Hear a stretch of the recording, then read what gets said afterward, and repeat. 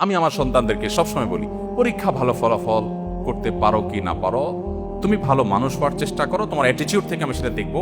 তোমার নামাজটা দেখে যেন আমার নয়ন জুড়ায়, তোমার আচরণটা দেখে যেন আমার দিলটা প্রশান্ত হয়। এটুকু যদি তুমি আমাকে দিতে পারো, তোমার ফলাফল যদি খারাপও হয়, আমার কোনো টেনশন নেই, কোনো দুঃখ নেই, তার জন্য আমার কোনো আফসোস নাই, তোমাকে আমি কিচ্ছু বলবো না। বেশিরভাগ বাবা মা তারা চান তাদের সন্তান যেন দুধে ভাতে থাকুক। এটা কথায় আছে না, আমার সন্তান যেন থাকে দুধে ভাতে। আপনার সন্তান দুধে ভাতে থাকুক, ভালো উপার্জন করুক, তার ভালো কেরিয়ার করুক, এটা আপনি চান, এটা চাওয়াটা দোষের না। কিন্তু এর চাইতে বড় চাওয়া উচিত আমার সন্তানটা যেন সৎ হয়, ভালো মানুষ হয়। বরং উল্টা আমাদের সমাজে দেখি সন্তানের জন্মের তারিখটা বেশিরভাগ বাবা মা ভুল লেখেন, ইচ্ছাকৃত ভুল না, মিথ্যা লেখেন। কেন? যাতে বেশি দিন চাকরগিরি করতে পারে, বেশি দিন সরকারি বা বিভিন্ন প্রতিষ্ঠানে চাকরগিরি যেন করতে পারে, সেই সুযোগ পাইয়ে দেওয়ার জন্য জীবনের শুরুতে একটা মিথ্যা গেঁথে দেয়। অনেক বাবা মা আছেন যারা বিভিন্ন স্কুলে তাদের সন্তানরা যে পড়াশোনা করে তাদের জন্য নকল কিনে এনে সন্তানদেরকে সার্ভ করে দেন, সাপ্লাই করে দেন।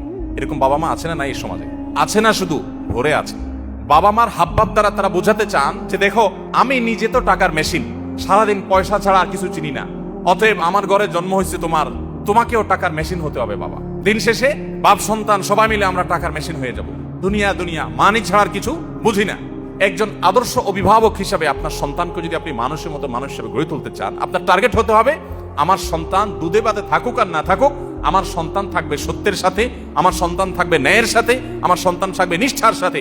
আপনার সন্তানকে বলতে হবে, বাবা, আশপাশে মানুষের গাড়ি বাড়ি তাদের সম্পদ, এগুলোর চমক তোমাকে যেন বিভ্রান্ত না করে। তোমার বাবা হিসাবে আমি অসৎ উপার্জন করি নাই, তুমি অসৎ উপার্জন করবে না। এদেশে কিছু আদর্শবান মানুষের বড় বেশি প্রয়োজন। বড় দুর্ভিক্ষ চলছে প্রতিটা অফিসে, প্রতিটা টেবিলে, প্রতিটা প্রতিষ্ঠানে।